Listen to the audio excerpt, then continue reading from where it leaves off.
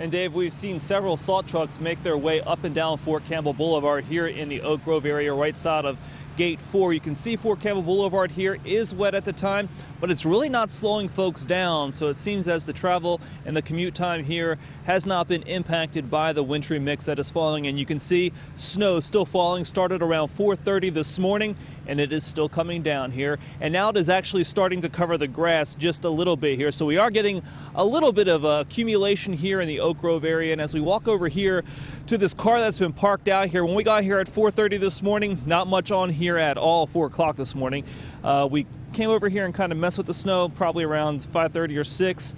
You can see it's a wet snow, but that area has been covered up here. So we do have a decent amount on the cars, not much on the roadways, not much on the ground, just a little bit on the grass.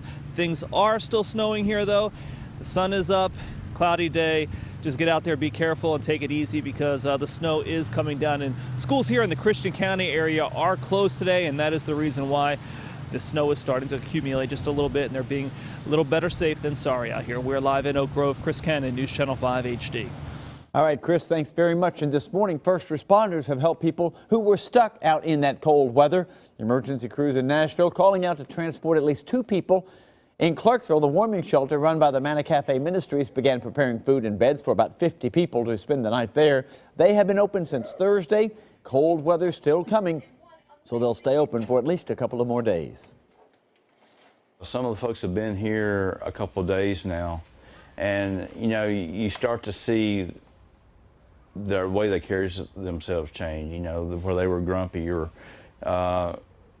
you know, just sad, and we're starting to see more and more smiles, which is a good thing. It was part of the process of what we do. Manna Cafe's warming shelter first opened last winter. They have a policy to stay open while the temperatures are below freezing. And happening today, soldiers at Fort Campbell will get a visit from the Secretary of Defense. Chuck Hagel's traveling to several military posts. Part of his visit to Fort Campbell today will include a thank you to the families of men and women who were deployed to West Africa to help with the Ebola outbreak. New this morning for you, a scary situation on the highway. A woman gets caught driving the wrong way on I-65. Police say that Shirley House was obviously intoxicated when they stopped her going north on the southbound exit ramp at Wedgwood Avenue. According to the affidavit we found, she had marijuana, prescription painkillers, and open cans of beer in her car. She does have a prior DUI conviction. It was a deadly weekend on the interstates around Nashville. Early yesterday morning, 29-year-old Markia Williams lost control of her SUV on Murfreesboro Pike. When she hit the guardrail, the SUV went airborne and landed upside down on Murfreesboro Pike below. Williams died at the scene. Police say she was wearing a seatbelt, but not in the right position. There was no evidence that drugs or alcohol were involved. Rita Patton lost control of her car early Saturday morning on I-40. Police say she hit a retaining wall, causing the car to flip over. She wasn't wearing a seatbelt and was ejected. Police say an empty alcohol flask was found inside. Toxicology test by the medical examiner will determine whether alcohol or drugs were involved.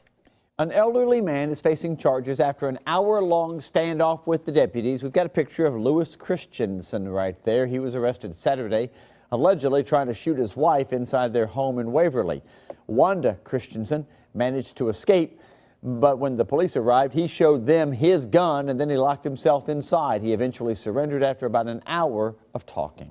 A group of rescued animals is getting some much needed attention. It was vetting day at the Animal Rescue Corps location in Lebanon yesterday. All the dogs rescued in an Overton County raid got to see a vet and have their health assessed. 19 animals were rescued in that raid, 12 dogs, 6 horses, and a cat. Most of the animals were found without proper shelter or food and water. Fortunately, workers say they're doing much better and they will be able to be adopted.